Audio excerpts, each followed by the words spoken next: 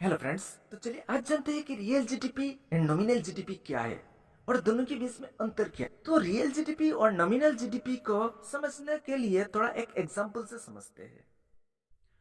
मान लिया है कि किसी एक नालायक कंट्री जिसका पहले साल में with in the boundary final goods and services था सिर्फ 1 एप्पल और पर एप्पल की कीमत पहले साल था 10 रुपीज। तो मैं कह सकता हूँ कि इस कंट्री का जीडीपी वैल्यू पहले साल था 10 रुपीज। लेकिन वो जीडीपी नॉमिनल है या फिर रियल है, इसी को पता करने के लिए मेरे को और एक साल का एग्जाम्पल लाना पड़ा। जब मैंने दूसरे साल इस कंट्री का फाइनल गुड्स एंड सर्विसेज दिखा तो पता चला कि इस कंट्री का final goods and services produce हुआ है 2 एप्पल्स, लेकिन पर एप्पल की कीमत अब हो गया है कि 12 रुपीज। यानी कि पर एप्पल पे दूसरे साल के कंपैरिजन में 2 रुपीज का इन्फ्लेशन हो गया है, यानी कि महंगाई हो गया है। तो इस अनुसार में अगर जीडीपी को कैलकुलेट किया जाए तो 12 + 12 तो कितना होता है 24 रुपीज। तो मैं कह सकता हूँ कि इस कंट्री का जीडीपी 24 रुपीज।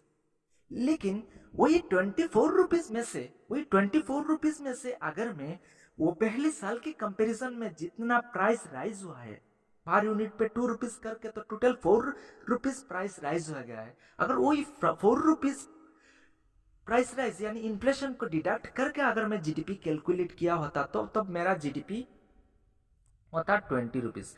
तो इस जीडीपी को कहा जाता है वो रियल जीडीपी, क्योंकि यहाँ पे मैंने इन्फ्लेशन की अमाउंट को डिडक्ट करके मैंने जीडीपी कैलकुलेट किया है।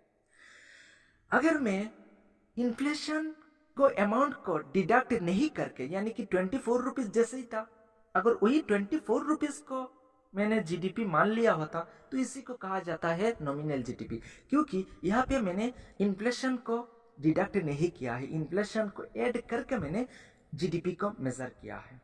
तो इन सम टोटल वी में से दैट अगर किसी एक कंट्री का जीडीपी इन्फ्लेशन को माइनस करके कैलकुलेट किया जा रहा है, इसी को कहा जाएगा रियल जीडीपी। अगर इन्फ्लेशन को माइनस नहीं करके जीडीपी को कैलकुलेट किया जा रहा है, इसी को कहा जाएगा नॉमिनल। अगर मेरा वीडियो अच्छा लगा होगा तो चैनल को लाइक शेयर और सब्सक्राइब कीजिए, क्योंकि वो एक न्यू चैनल है तो आप लोगों का मदद बहुत ज़रूरी है। Thank you.